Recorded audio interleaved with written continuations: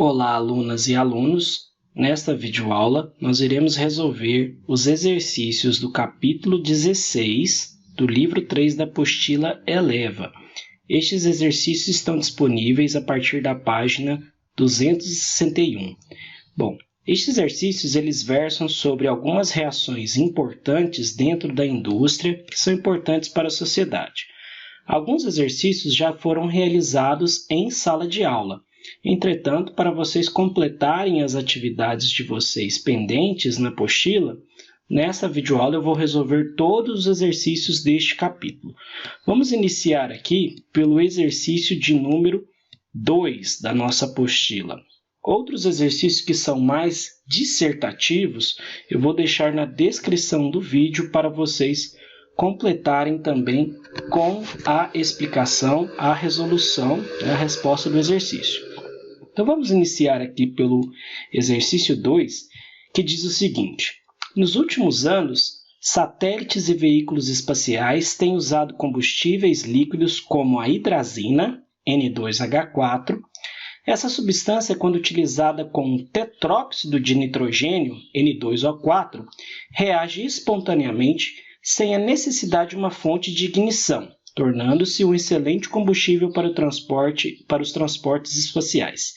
Escreva a equação química balanceada da reação descrita, sabendo que os produtos são gás nitrogênio, N2 e água. Então, iniciaremos aqui a resposta para esse exercício escrevendo a equação química que descreve essa reação. Então, nós temos aqui a hidrazina, que é o N2H4, que reagirá com o N2O4. Então, escreveremos aqui os reagentes, N2H4, que irá reagir com N2O4. Então, esses são os reagentes. E ele me dá também os nossos produtos para essa reação, que são quem? É o gás nitrogênio, o N2, mais o gás, mais a água. O que falta aqui, então, de acordo com o que foi dado no exercício? Ele pede para que a gente faça o balanceamento dessa equação. Para o balanceamento prático de uma equação química, nós observamos um macete, que é descrito por essa regrinha aqui, macho, onde nós fazemos primeiro o balanceamento do metal, do ametal, do carbono, do hidrogênio e, por último, o oxigênio. Entretanto, o que nós observamos aqui, como eu disse, isso não é uma regra, isso é apenas um macete que irá ajudar a entender o balanceamento. O que nós observamos aqui é o seguinte: observando aqui, iniciaríamos pelo nitrogênio, que é o nosso ametal. Então, eu tenho nitrogênio aqui, e nitrogênio aqui e aqui.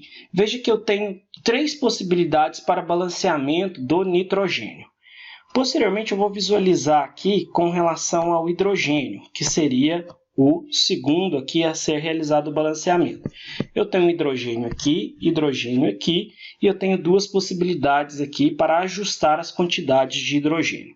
E por fim, eu tenho o oxigênio. Oxigênio aqui e oxigênio aqui.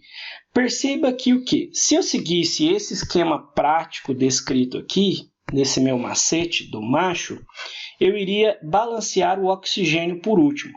Entretanto, nessa equação é observado que se eu realizar o balanceamento do oxigênio primeiro, vai ficar mais fácil balancear os outros depois. Por quê? Porque eu só tenho essas 2 possibilidades para balancear aí o meu oxigênio. De que maneira? Observe que aqui eu tenho 4 oxigênios e aqui eu tenho só um oxigênio na minha molécula de água. Então, do lado dos reagentes eu tenho 4 oxigênios e do lado dos produtos, um oxigênio. Dessa maneira, ao realizar esse balanceamento, o que fica mais fácil, eu balanceando pelos oxigênios primeiro, é colocar aqui o coeficiente estequiométrico 4 para a minha molécula de água. Assim, eu já acertei as quantidades de oxigênio, que estão corretas, 4 de um lado e 4 do outro. Posteriormente, eu vou balancear as quantidades de hidrogênio. Veja só que aqui foram colocadas 4 moléculas de água, porque eu tenho 4H2O, e em cada molécula de água há 4 hidrogênios. Então, portanto, no total desse meu lado dos produtos, eu tenho 8 hidrogênios. Então, 8 hidrogênios. De maneira que, do lado dos meus reagentes, ou seja, eu também tenho que ter 8 hidrogênios. O que eu vou fazer para balancear, para ajustar essa quantidade de hidrogênios? Eu tenho que ajustar os hidrogênios onde há hidrogênio. E o hidrogênio está aqui na molécula de hidrazina, onde eu tenho 4 hidrogênios. De maneira que, para eu ter 8 hidrogênios, eu vou ter que colocar também uma quantidade, um coeficiente estequiométrico aqui igual a 2. Eu colocando 2 aqui, eu ajustei as quantidades de o quê? De hidrogênio. Agora eu tenho 8 hidrogênios de cá e 8 hidrogênios de cá. Por que nós fizemos esse processo, vamos dizer, ao contrário? Porque eu observo que aqui eu tenho nitrogênio sozinho. Então é mais fácil eu balancear por último esse nitrogênio que está sozinho para ajustar as quantidades no final de acordo com as modificações que foram feitas. Que modificações que foram feitas? Foram ajustados nitrogênios aqui e eu tenho esse nitrogênio aqui, de maneira que eu tenho 2N2 aqui da minha molécula, então aqui eu tenho 4 nitrogênios e de cá eu tenho 2 nitrogênios. Um total de 6 hidrogênios do lado dos meus reagentes.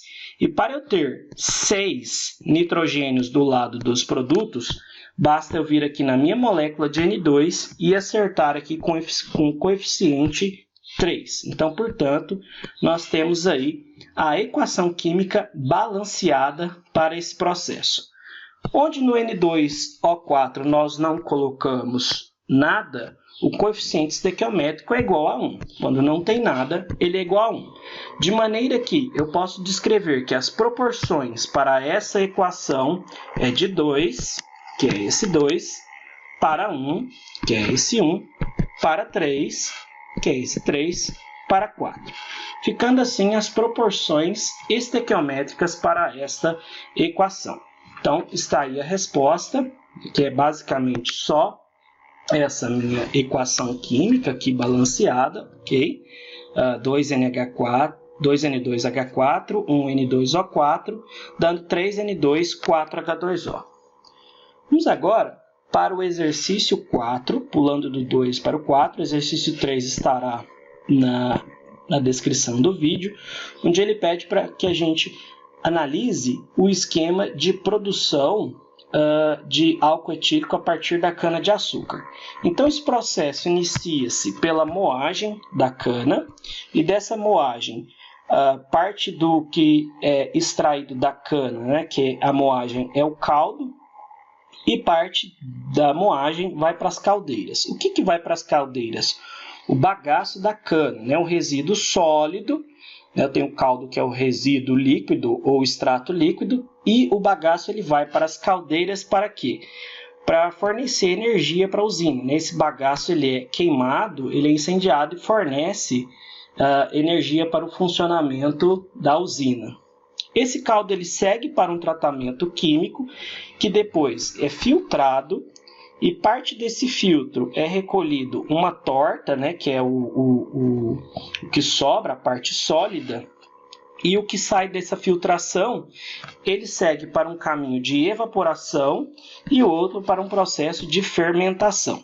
Vamos seguir por esse lado aqui. Bom, da evaporação, a partir da filtração, né, eu faço depois da evaporação a centrifugação. Parte dessa centrifugação vai também para a fermentação.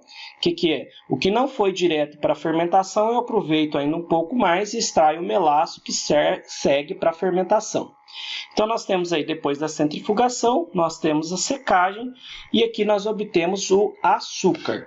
Na destilação, depois do processo de fermentação, aqui na destilação, nós vamos obter o etanol hidratado, que como o próprio nome diz, é um etanol, o álcool etílico, que contém água, porque ele está hidratado, e ele segue para um processo de desidratação, onde eu obtenho o etanol anidro. Essa palavra anidro refere-se a algo que está sem água, livre de água. Então, quando eu tenho algum composto químico em sua forma anidra, significa um composto que está sem água. Então, analisando o esquema apresentado, nós vamos assinalar a alternativa correta. Vamos ver na letra A que diz o seguinte: a última etapa do processo de produção de açúcar é um fenômeno químico.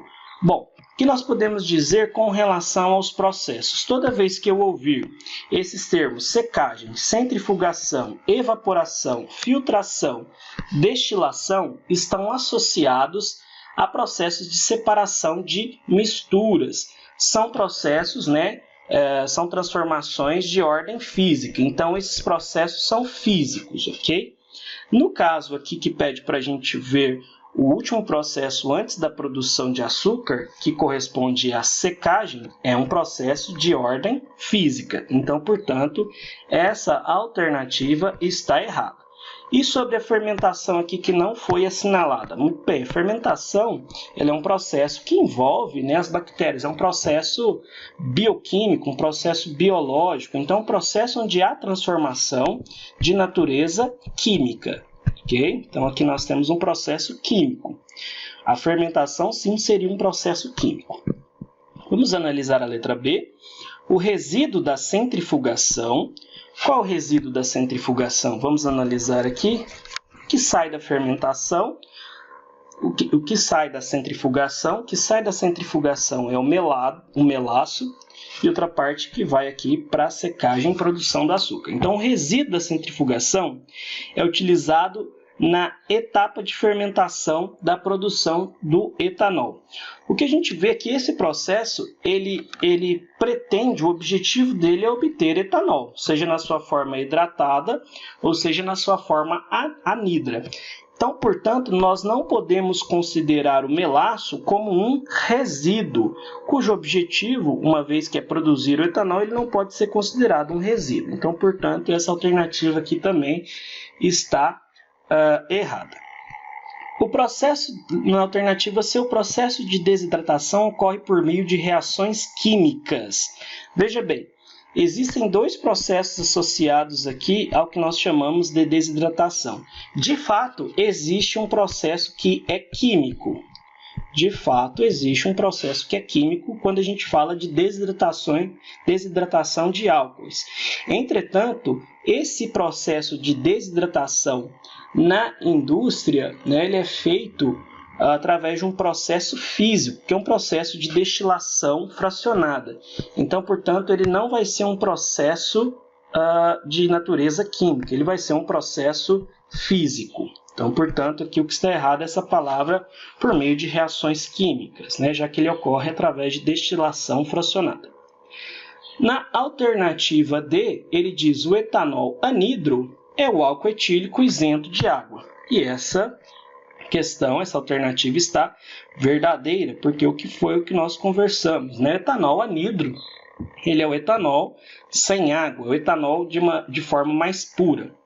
E por fim, na alternativa E, a centrifugação é um método de separação de misturas homogêneas. Errado, não é homogêneas. É um método de separação de misturas heterogêneas. Basta a gente ver, por exemplo, o processo de centrifugação, quando nós vamos tirar o sangue para fazer aquele processo de centrifugação para retirar o plasma do soro. Então, um processo que existe para separar misturas heterogêneas como o sangue. Então, portanto, é um processo, aí está a alternativa errada, um processo de ordem para separação de heterogêneas. Na questão 5, ele diz o seguinte: o sulfato de alumínio pode ser obtido pela reação entre o hidróxido de alumínio e o ácido sulfúrico, conforme esquematiza a equação a seguir. Então, ele deu a equação onde nós temos aqui, nesses participantes, o ácido sulfúrico, H2SO4, um ácido, reagindo com uma base, e sempre quando um ácido reage com uma base, ele forma um sal, que é o sulfato de alumínio, e H2O. Então, a reação entre um ácido e uma base sempre produz um sal e produz também água. Okay? Então, nós temos aí esses componentes observados para essa equação que nós chamamos de reação de neutralização. Após realizar o balanceamento da equação, julgue as alternativas a seguir como verdadeira ou falsa. Então, vamos escrever aqui quem é a nossa equação, que é a equação entre a reação entre o hidróxido de alumínio, AlOH3, mais H2SO4. Então, aqui estão os meus reagentes, a minha base e o meu ácido, que vai produzir para a gente aquele sal, que é o sulfato de alumínio.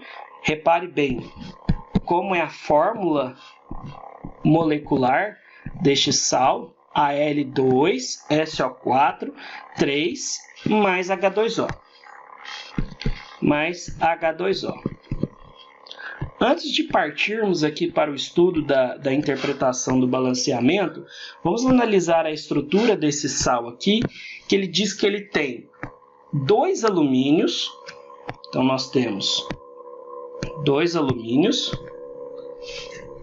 e 3 grupos sulfato, que é esse SO4. Okay? Então, é como se a gente tivesse, veja só, esse SO4, que é o enxofre ligado a 4 oxigênios. É lógico que aqui não está a representação das ligações corretas, como deveria ser, mas o que nós temos aqui é o enxofre, um enxofre ligado a 4 átomos de oxigênio, SO4, como descrito aqui. E esse SO4 é uma unidade, é um ânion, que repete-se 3 vezes, porque aqui nós temos esse 3. Então, no total, se nós temos isso aqui repetido 3 vezes, nós temos isso aqui vezes 3, o que me daria, então, 3 enxofres, S3, e 12 átomos de oxigênio, porque nós temos 4 aí dentro dessa unidade. Se isso repete 3 vezes, 4 vezes 3, 12. Isso é só para a gente entender aqui as quantidades que a gente tem de cada átomo aqui, já que foi dada a estrutura desse sal. Então, vamos partir aqui para a análise aqui do balanceamento aqui. Bom, nessas equações de neutralização, o esqueminha do macho funciona muito bem. Então, eu vou balancear primeiro o metal, que é o alumínio. Onde que eu tenho um alumínio aqui nessa minha equação?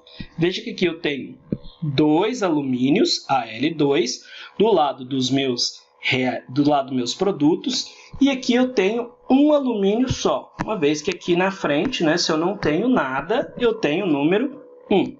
Então, eu tenho 2 alumínios de um lado e um do outro. Como que eu vou fazer o balanceamento desse alumínio?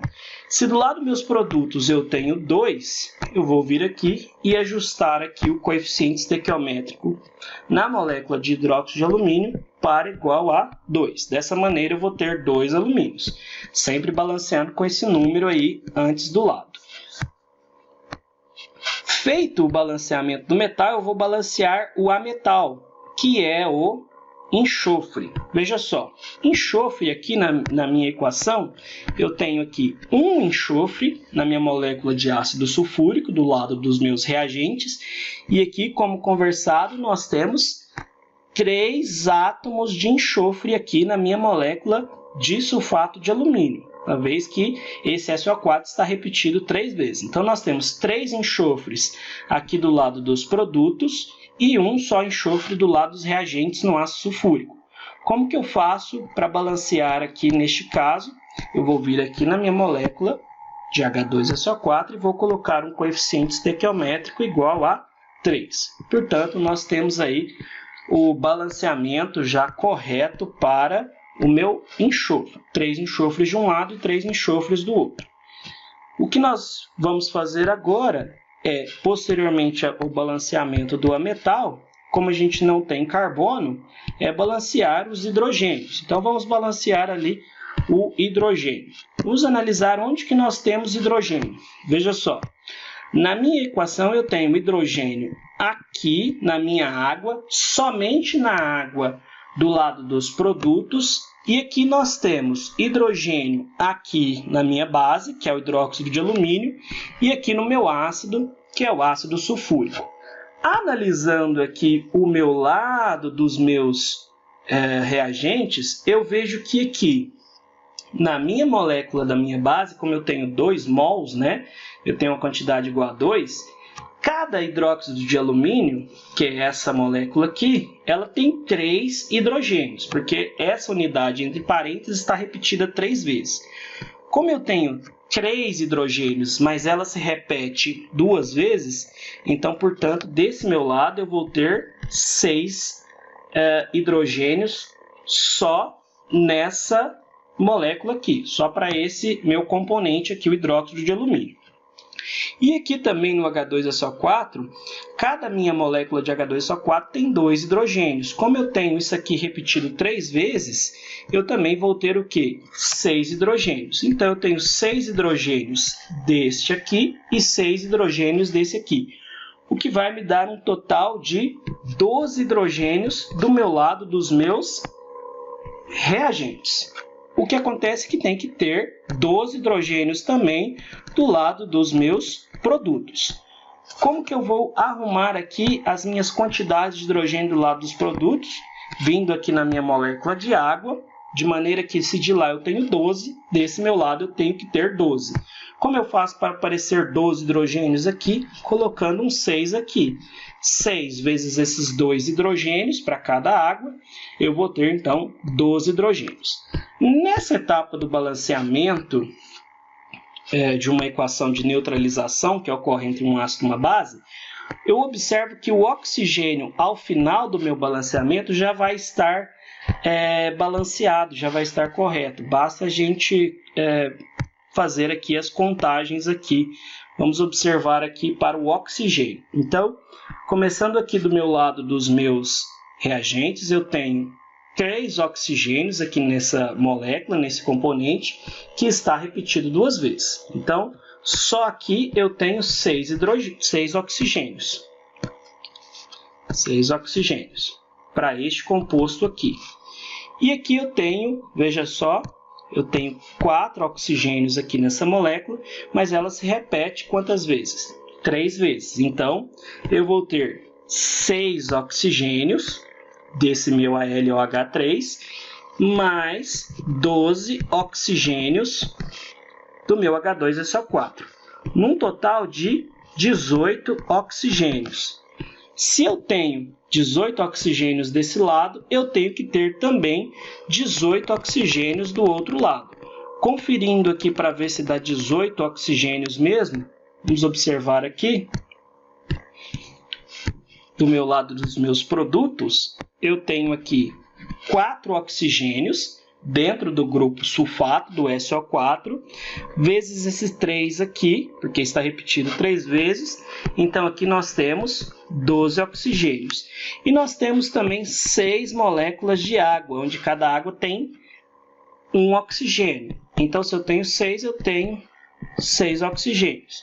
E 12 oxigênios mais 6 oxigênios é igual a 18 oxigênios. Então, nessa etapa, quando eu realizo o balanceamento de uma equação, de uma reação de neutralização, nessa etapa aí, o meu oxigênio já estará balanceado, ok? Vamos para agora a questão 6, onde ele diz o seguinte: a necessidade de água tem tornado cada vez mais importante durante... nós temos que responder aqui, né, as alternativas, de acordo com o que nós fizemos aqui. Então, vamos lá. Vamos colocar verdadeiro ou falso aqui para as alternativas diante do balanceamento que a gente fez. A primeira consideração que ele faz aqui é que o coeficiente do ácido sulfúrico é 2. Bom, o coeficiente do ácido sulfúrico que a gente observa aqui é 3. Então, essa alternativa aqui é falsa. O coeficiente da água é igual a 2. O coeficiente da água é igual a 6. Então, essa aqui também é uma alternativa falsa. A soma dos coeficientes é igual a 12. Vamos analisar se a soma dos coeficientes é igual a 12? De todos os coeficientes. Uma vez que aqui é 2, aqui é 3. Aqui, se eu não tenho nada, eu sei que é 1. E aqui é 6. Então, eu tenho que somar 2 mais 3 mais 1 mais 6. 2 mais 3, 5. Mais 1, 6, mais 6, 12. Então, portanto, está aí que a soma dos coeficientes é de fato igual a 12. Vamos marcar essa aqui como verdadeira. Os coeficientes são, respectivamente, 3, 2, 6 e 1. Veja só, quais são os coeficientes? Aqui, de novo, 1. Os coeficientes em ordem são 2, 3, 1 e 6. Então, portanto, essa é a ordem dos coeficientes, o que não diz, né, que corresponde aí, respectivamente, a essa ordem aí. Então, portanto, também a alternativa aqui falsa. E, por fim, o coeficiente do hidróxido de alumínio é igual a 2, que é a minha base. O hidróxido de alumínio, de fato, o coeficiente dele é igual a 2. Então, vamos marcar aqui para essa alternativa como verdadeira, ficando aí essa sequência. Falso, falso, verdadeiro, falso, verdadeiro. Agora sim, vamos para a questão 6, que diz o seguinte. A necessidade de água tem tornado cada vez mais importante a reutilização planejada desse recurso. Entretanto, os processos de tratamento de águas para seu reaproveitamento nem sempre as tornam potáveis, levando a restrições em sua utilização. Assim, entre os possíveis empregos para a denominada água de reuso, recomenda-se. Então, vamos analisar aí diante do que o texto diz. Algumas indústrias, né, a maioria das indústrias, óbvio, que utilizam água para diversos processos, seja para lavagem, seja para parte de reações químicas, para limpeza. O que as indústrias fazem, as empresas, de maneira geral, é tratar essa água. As empresas, as indústrias, elas têm estações de tratamento, né, para fazer o correto tratamento dessa água para antes, né, descartá-la. Entretanto, parte dessa água que não é descartada, né, ela pode ser reaproveitada para algumas aplicações. Então, ele diz aí, na letra A, uso doméstico para o preparo de alimentos, a água de reuso é uma água que não está tão apta assim para o preparo de alimentos, para o uso em casa, para o uso doméstico. Então, neste caso, nós temos aí uma alternativa errada. Na letra B, uso em laboratórios para a produção de fármacos. Também errado. Para a produção de fármacos, nós precisamos, né, de uma água mais limpa possível, né, de uma água bem pura. Letra C, o abastecimento de reservatórios e mananciais. Bom, essa água também não está apta a ser, né, despejada em reservatórios e mananciais. Letra D, uso individual para banho e higiene pessoal. Também, para um uso doméstico, não é recomendado. Essa água de reuso das indústrias, ela vai ter aplicação aí para a alternativa E, uso urbano para lavagem de ruas e áreas públicas, que é o mais correto aí para a utilização dessa água. Questão 7 diz o seguinte, relacione as colunas. Nós temos aí 3 tipos de acontecimentos, de transformações aí, e nós temos aí o nome específico dessas reações, que é pirólise, fotólise e eletrólise. Nós observamos aqui que em todas essas minhas reações, elas têm a palavra lise, e lise significa quebra. E essa quebra se dá a diferentes aspectos. Aqui nós temos a quebra por piro, que é fogo, certo? Piro, vamos lembrar que é fogo. Então, é a quebra da minha molécula gerada por fogo, por calor. A lise, que é a quebra por fóton, que a gente vai lembrar por fóton, que significa luz, fóton. E aqui nós temos a quebra por eletrólise. Eletro, vamos lembrar de corrente elétrica. Então, nós vamos lembrar aqui de eletrólise por corrente elétrica. Analisando aqui as alternativas, a sequência aqui das colunas, como que nós vamos preencher aqui as colunas? Veja só, em 1 nós temos reação que ocorre ao filme fotográfico quando exposto à luz. Então, se é exposto à luz, foi uma quebra ocasionada por luz, que é fotólise. Então, aqui, ó, 1 para essa fotólise. Reação que ocorre durante a quebra da molécula de água pela passagem de corrente elétrica. Passagem de corrente elétrica é ali eletrólise, 2. E reação que ocorre quando assamos um pão em forno em alta temperatura, fogo, calor, pirólise, aqui a 3. Então, ficando essa sequência 3, 1, 2. Vamos agora para a questão 8. Leia o trecho da letra da música Química, de João Bosco e Vinícius. Vamos analisar aqui o que ele pede com relação a essa letra, onde ele diz: na segunda estrofe, a faísca desencadeia uma transformação. Onde que está a faísca na segunda estrofe? Está aqui, né? Feito faísca que virou uma explosão. Então, a faísca desencadeia uma explosão. Bom, ele fala que essa transformação, analisando as alternativas, ela é química. Vamos analisar aqui primeiro as sequências. Química, química, física, física e física. Bom, uma explosão é um acontecimento, é um fenômeno químico, né? Que envolve, vamos dizer assim, explosivos, reagentes químicos. Então, nós ficamos com as alternativas A e B.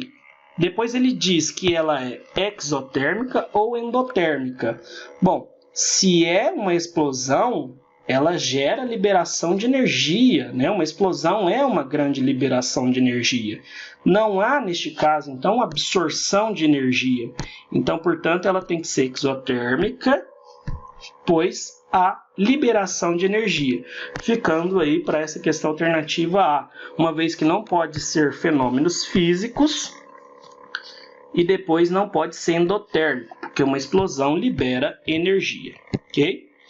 Vamos aqui para a questão 9, que diz o seguinte: o dia 5 de novembro de 2015 foi marcado pela maior tragédia ambiental da história, devido ao rompimento das barragens de rejeitos proveniente da extração de minério de ferro na cidade de Mariana, Minas Gerais.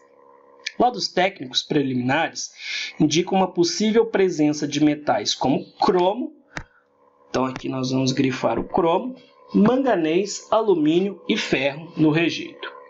Ele pergunta em A qual o símbolo químico de cada um desses elementos. Então vamos aqui para a letra A.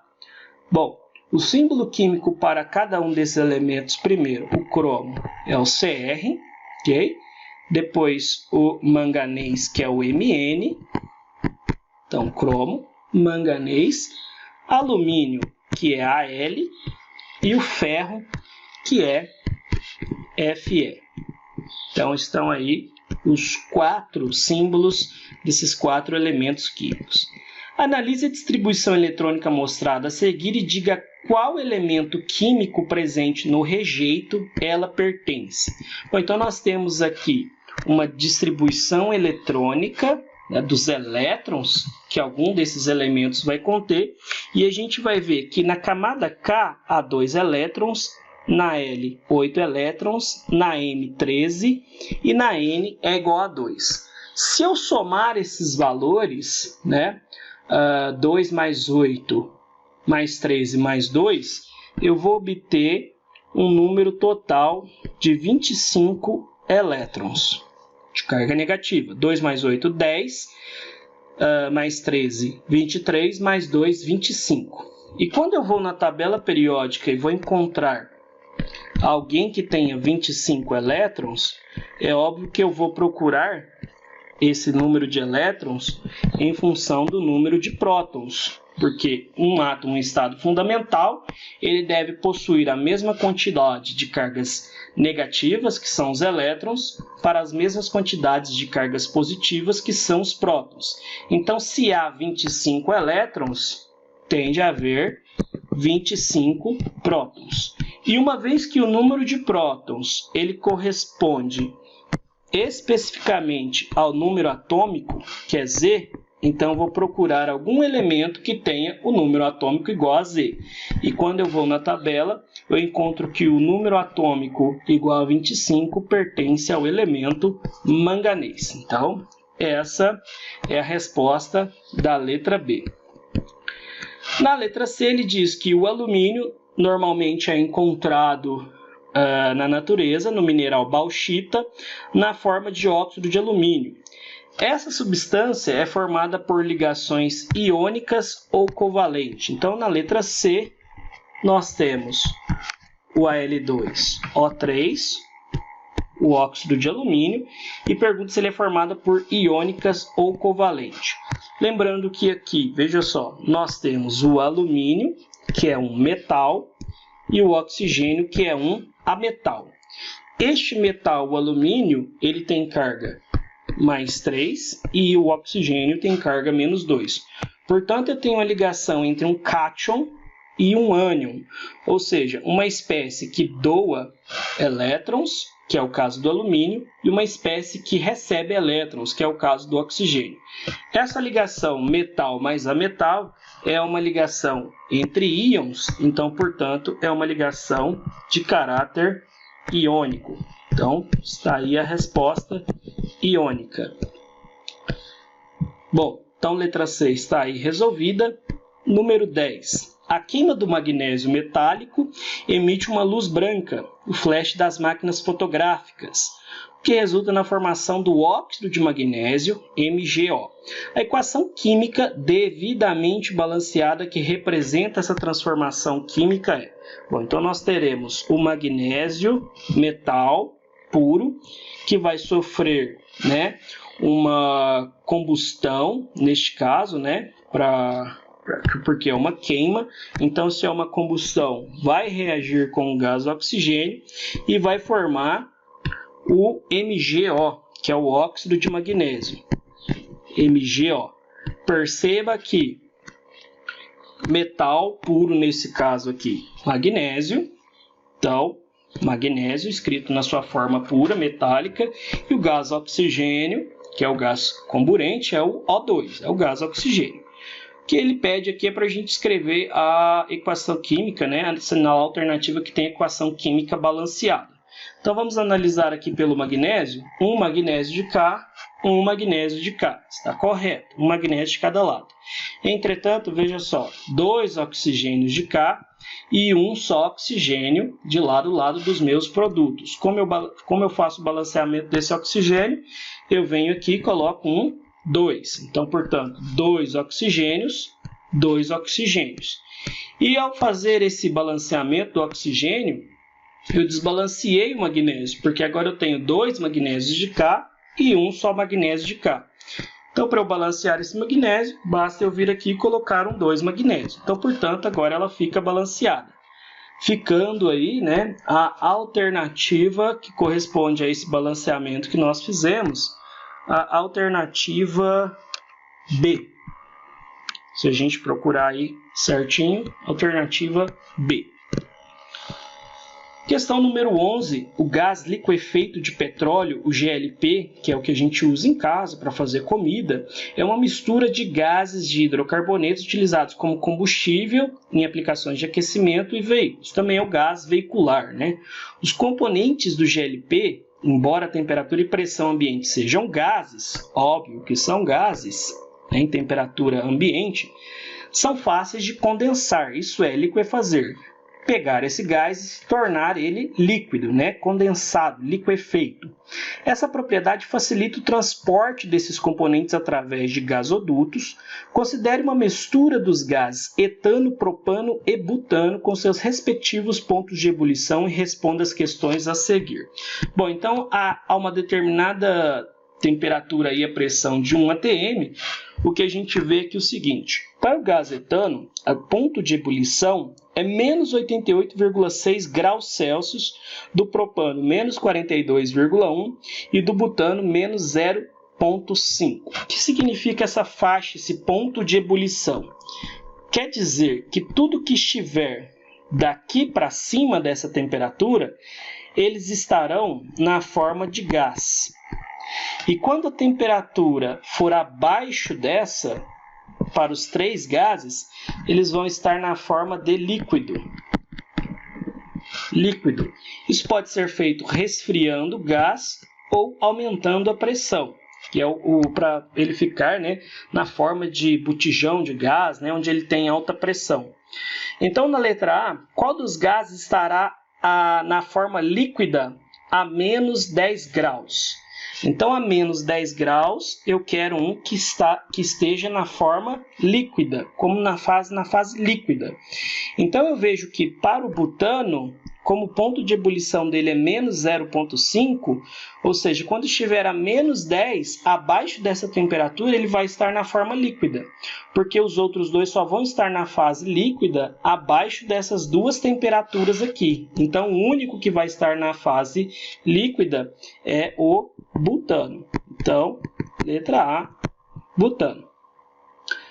Depois, na letra B, sob pressão atmosférica na temperatura de menos 0,5, qual será a composição da fase gasosa? Bom, a menos 5 graus Celsius, o que eu verifico é o seguinte: se passar para menos 5 graus Celsius, eu sei que este aqui vai se liquefazer, porque ele vira líquido abaixo de 0,5, então vai estar a menos 5, ou seja, bem mais baixo. Só que esses dois aqui, não. Esses dois precisam de temperaturas menores, né? Então, eles vão estar ainda na fase gasosa. Então, sobre essa pressão atmosférica e nessa temperatura menos 5, qual será a composição da fase gasosa? Na fase gasosa, nós teremos etano e quem? Propano. Então, ficando aí dessa maneira a resposta da letra B. Cite o impacto ambiental ocasionado pela queima desses gases. Bom, esses 3 gases aqui são hidrocarbonetos, são compostos, né, constituídos somente de carbono e hidrogênio, e em uma combustão eles geram o CO2. Esse CO2, né, é um impactante aí no efeito estufa, como a gente pode ler aqui na questão 12, dióxido de carbono. Veja só, então a resposta da letra C está aí nesse primeiro trecho aí do enunciado da questão 12. O dióxido de carbono, CO2, gás produzido pela queima de combustíveis fósseis, é um dos principais gases que contribuem para a intensificação do efeito estufa e, consequentemente, o aumento da temperatura global. Então, essa é a resposta. Letra C. Observe as equações que representam a queima de 3 combustíveis de origem fóssil e responda aí. Então, nós temos aí a combustão da gasolina, do querosene e do óleo diesel. Considerando a reação de combustão dessas 3 substâncias mencionadas, qual emite maior quantidade de CO2 por molécula? De maneira que, independente se eu tenho um combustível qualquer e ele sofrer uma reação de combustão, nestes 3 casos aqui, perceba que nós temos 3 combustíveis. Bom, ele vai reagir com o O2 e no caso aqui da descrição de todas, vai gerar CO2.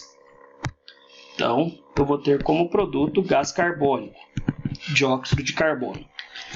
De maneira que, se eu tenho um combustível que tenha maior quantidade de carbonos, ele vai me dar, lá no meu produto, uma maior quantidade de CO2.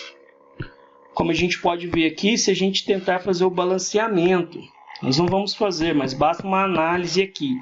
Veja só para a gasolina. A gasolina tem 8 carbonos na sua molécula, C8H18. Então, quer dizer que se eu fizer o balanceamento aqui, eu vou ter 8 mols de CO2.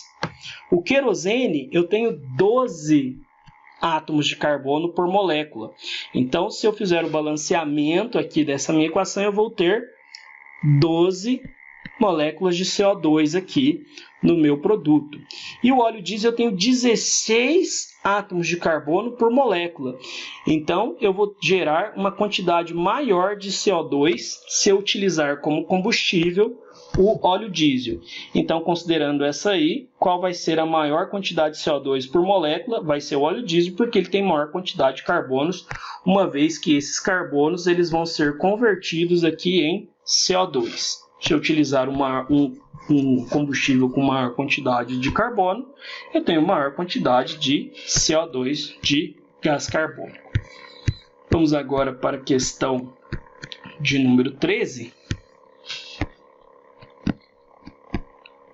A questão de número 13 diz assim: o manuseio e armazenamento inadequado de produtos de limpeza estão entre as principais causas de acidentes domésticos. Leia o relato de uma pessoa que perdeu o olfato por ter misturado água sanitária, amoníaco e sabão em pó para limpar um banheiro. Então, a gente tem que ter muito cuidado com isso. Nós não podemos misturar produtos de limpeza de qualquer maneira, certo? Misturar água sanitária com amoníaco, que são esses produtos desengordurantes, sabão em pó, álcool, por exemplo, tem que ter muito cuidado ao misturar isso aí. Então veja o que aconteceu neste relato.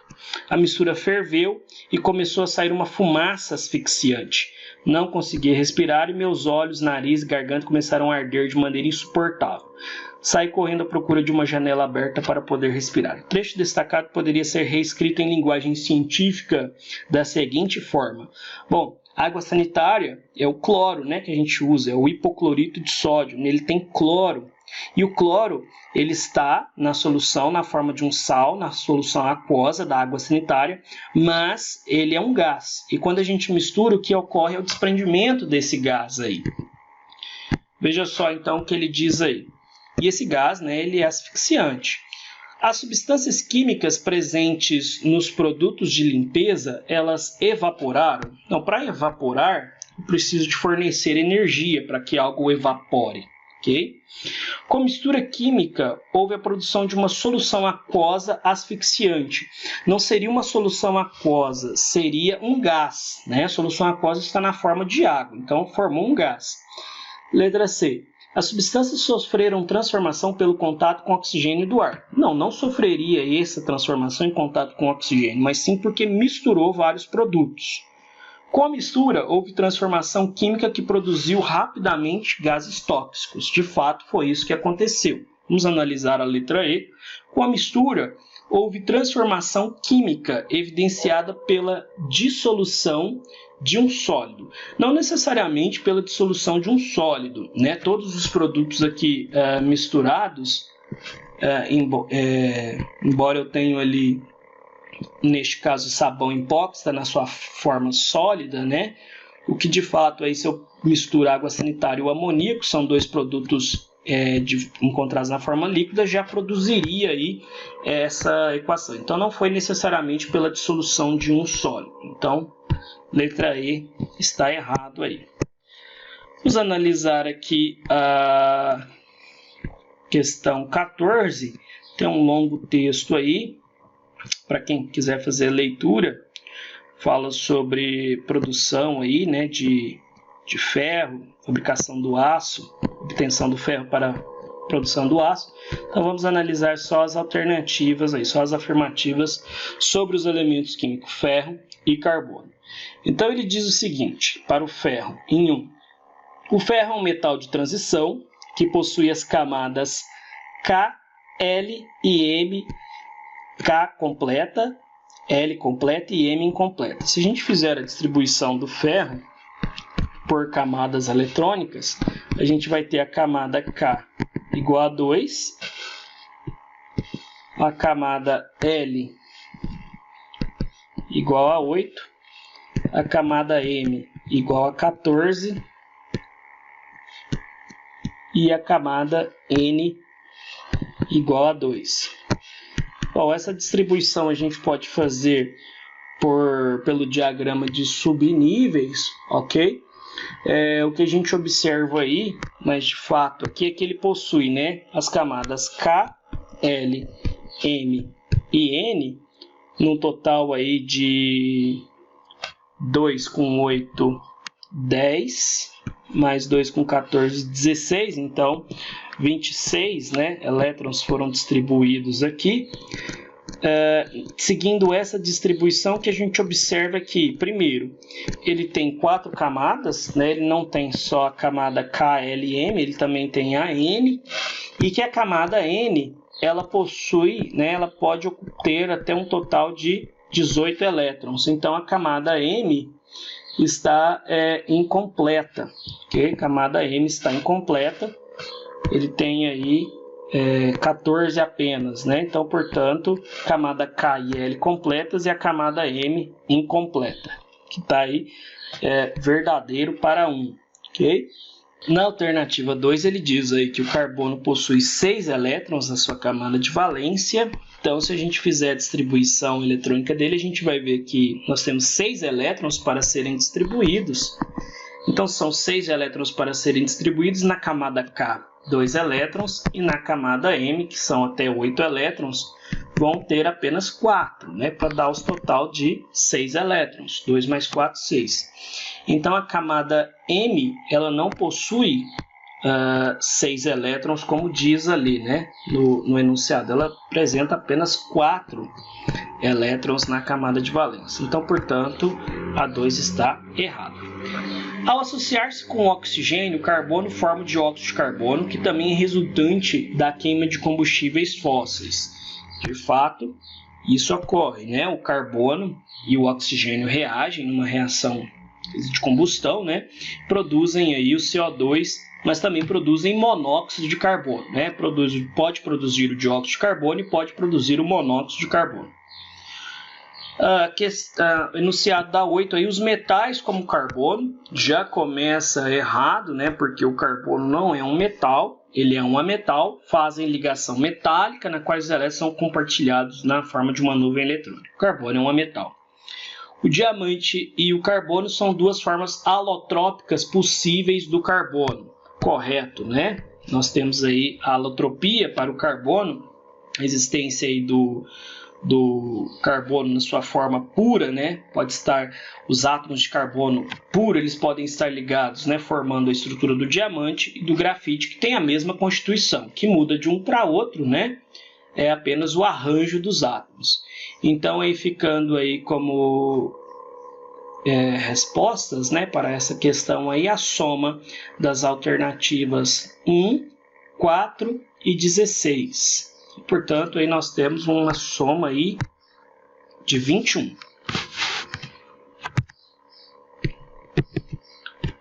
Questão 15 pede para a gente completar aí com as palavras aí nos espaços. Com essas palavras aqui, nós temos a palavra gasolina, pesticida, gás carbônico, nylon, altitudes, temperaturas, oxigênio, algodão, hidrazina e mosquitos. Então, na A, além dos fertilizantes, os foram essenciais para o aumento da produção agrícola. Bom, para o aumento da produção agrícola, o que é importante aqui dessas palavras? Os pesticidas, né? Então, aqui os pesticidas que fazem o combate às pragas, às pestes. Então, aqui nós temos os pesticidas.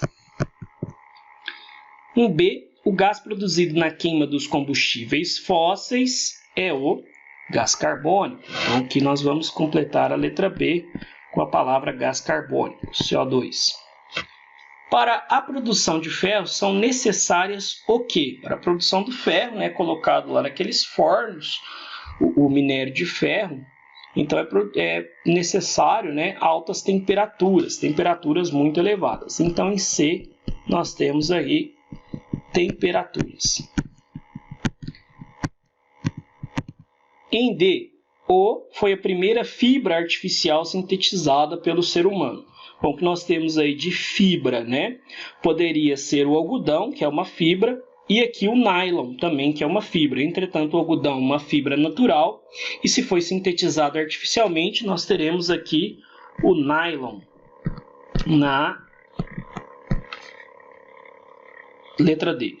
Um dos combustíveis usados em veículos espaciais, que foi discutido lá na questão 2, é a hidrazina. Então, aqui em D, em E, hidrazina.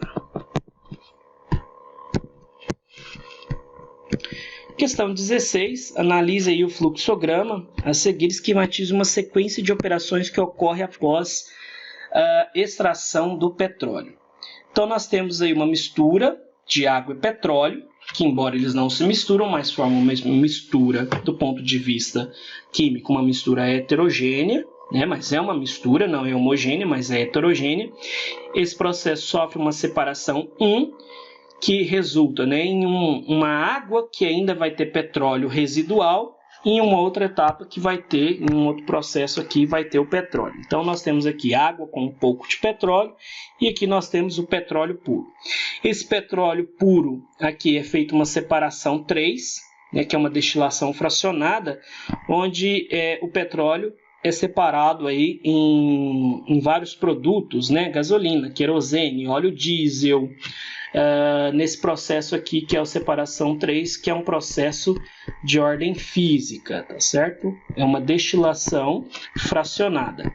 Então, associar isso aí, embora o processo de separação aí, né, do petróleo me gere outros produtos, esses produtos eles são obtidos a partir de um processo que é físico, que é um processo de destilação fracionada.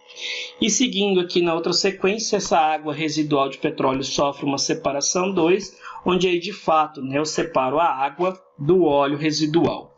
Então vamos analisar aí as alternativas para marcar a alternativa correta. Letra A mistura inicial, água e petróleo é homogênea? Não é homogênea, é uma mistura heterogênea, né? Lembra que o petróleo ele vai ter um aspecto oleoso, né? Então, ele água e óleo não se misturam, ele vai ser heterogêneo. Então, portanto, isso aqui está errado, homogêneo. Letra B, a água obtida após o processo de separação 2 é uma substância simples.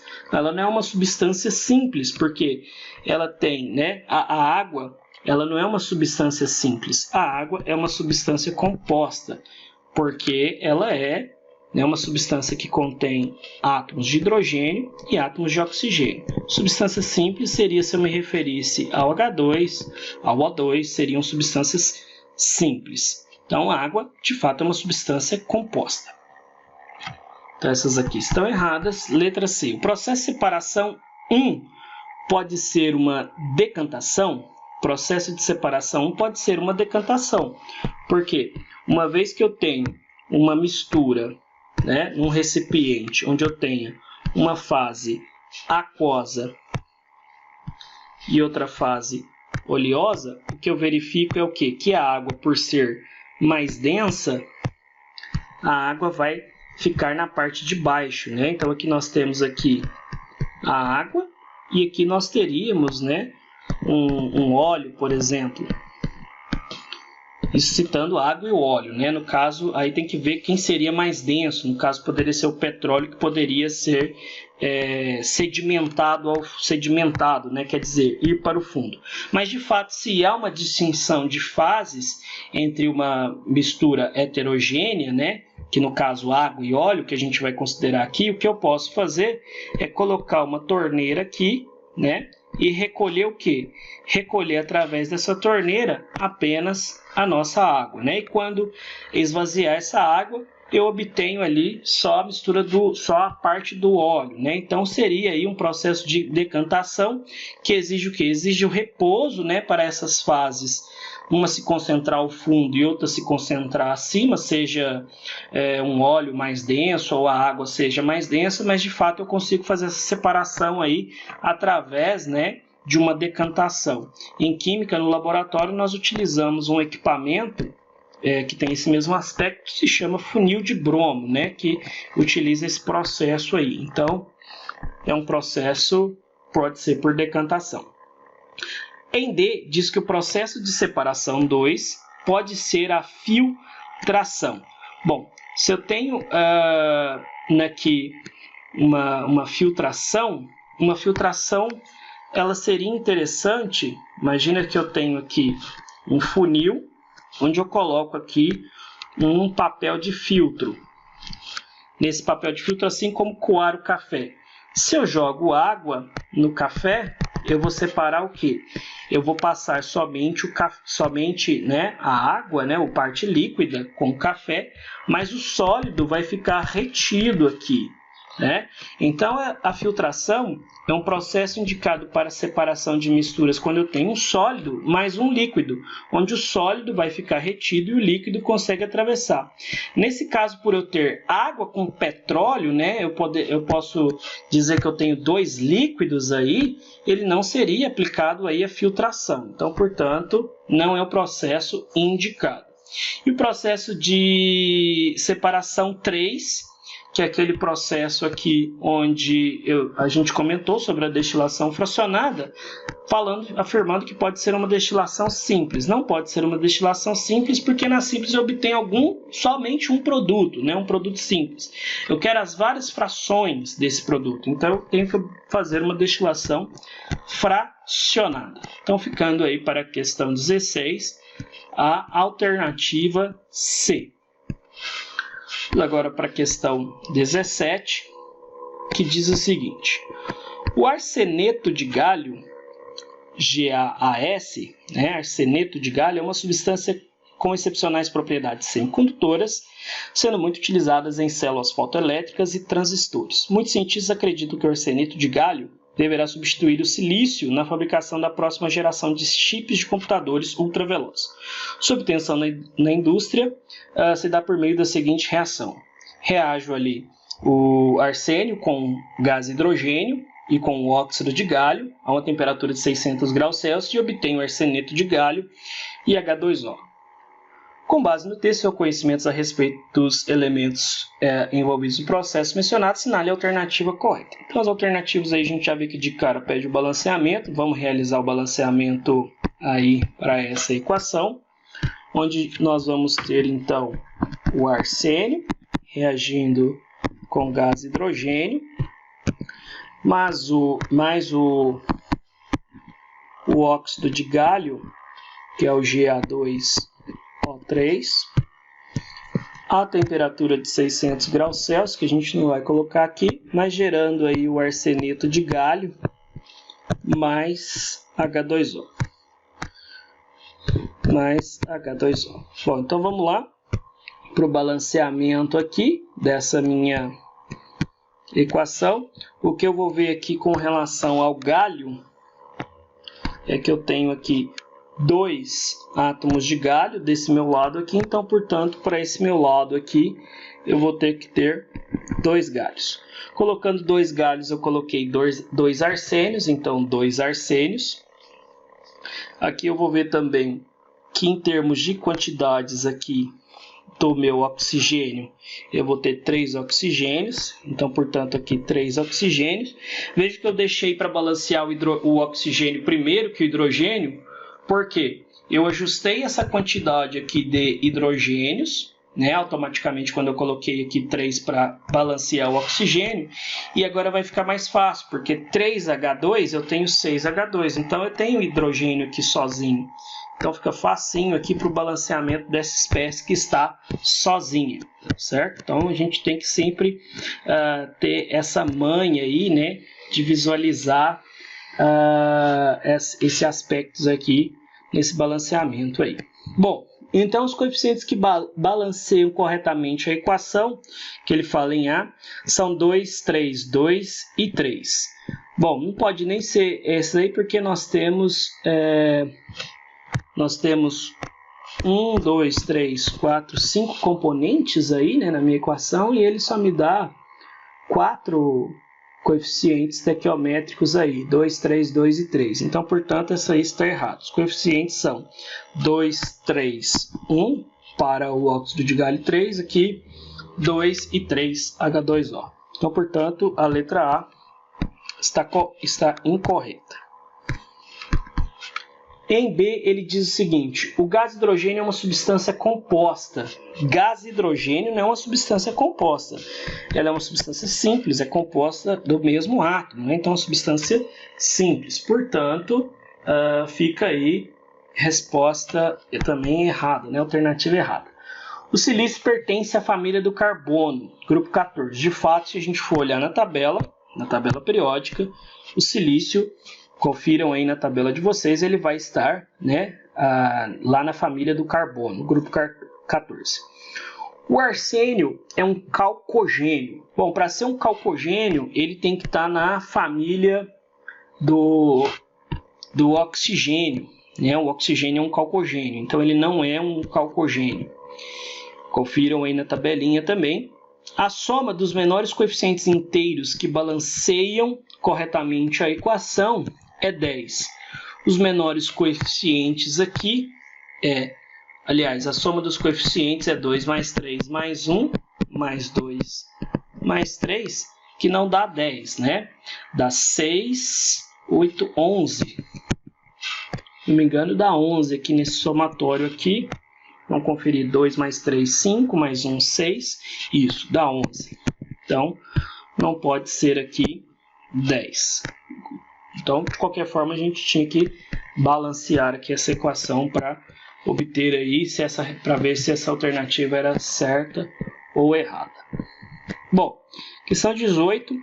A fotossíntese é fundamental para a manutenção da vida na Terra. Durante esse processo, a energia que vem do Sol é convertida em energia química que é utilizada para a síntese de compostos orgânicos. Esse fenômeno é realizado por seres fotossintetizantes, nos quais ocorre a produção do gás necessário para manter a maioria dos organismos vivos.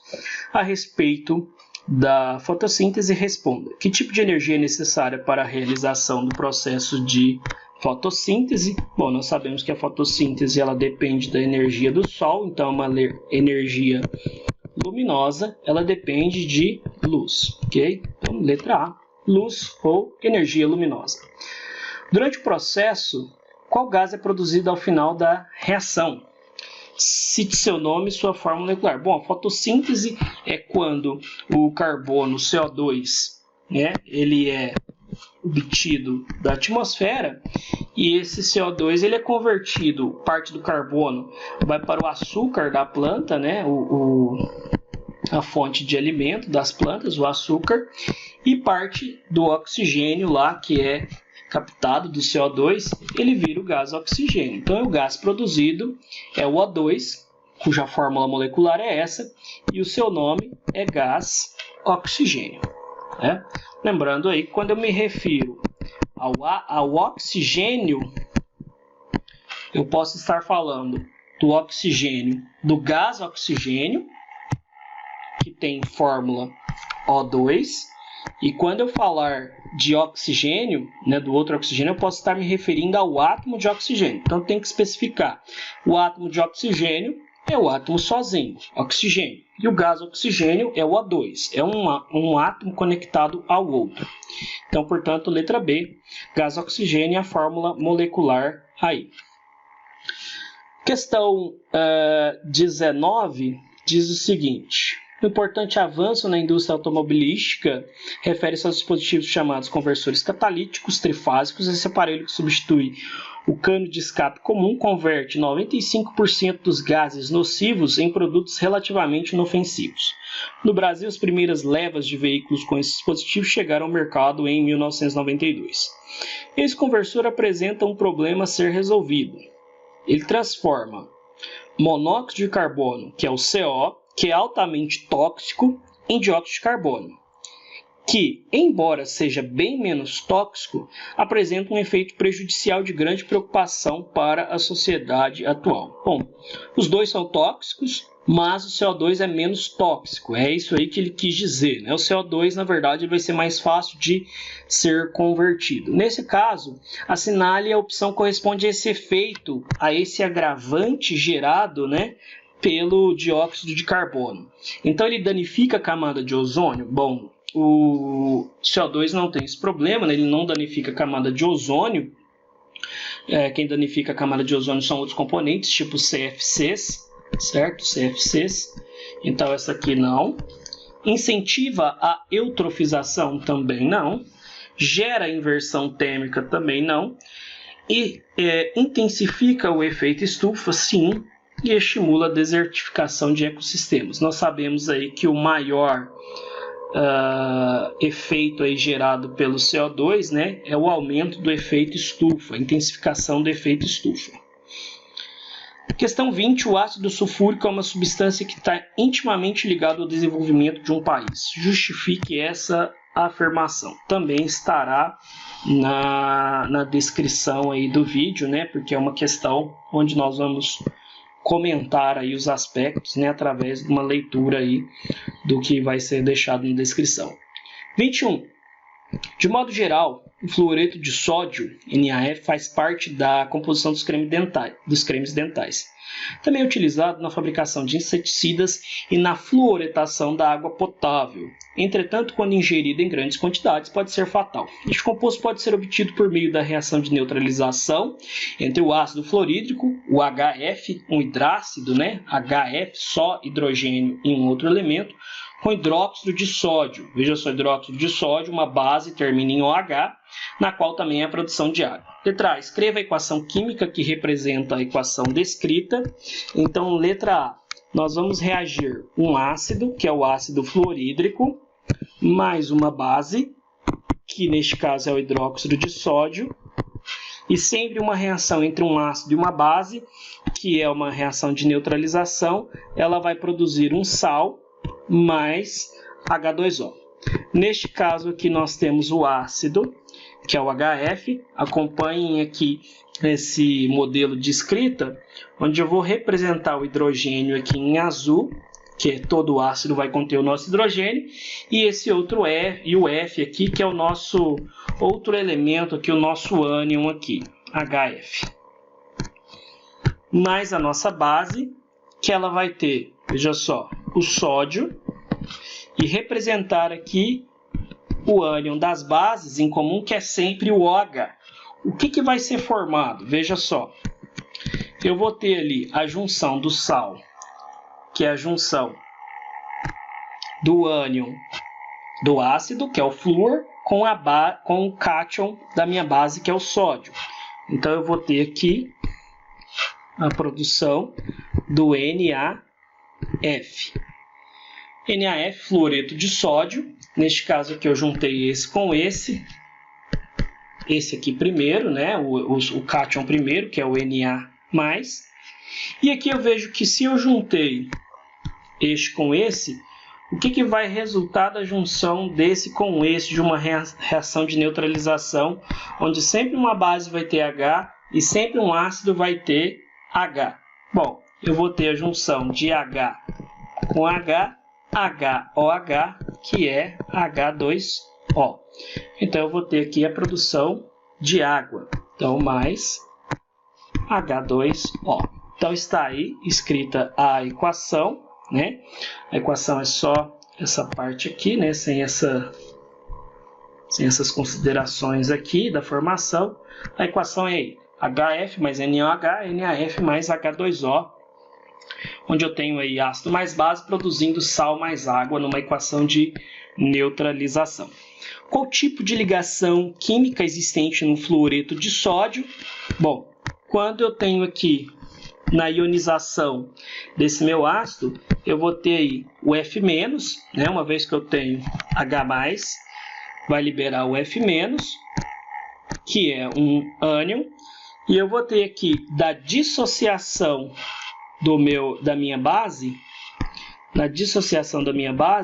o Na+, que é um cátion.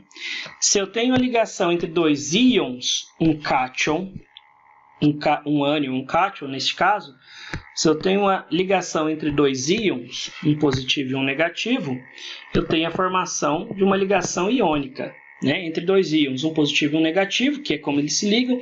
NaF, primeiro cátion, escrevo sempre primeiro o positivo primeiro, então NaF, um positivo para um negativo, ligação entre dois íons é uma ligação iônica.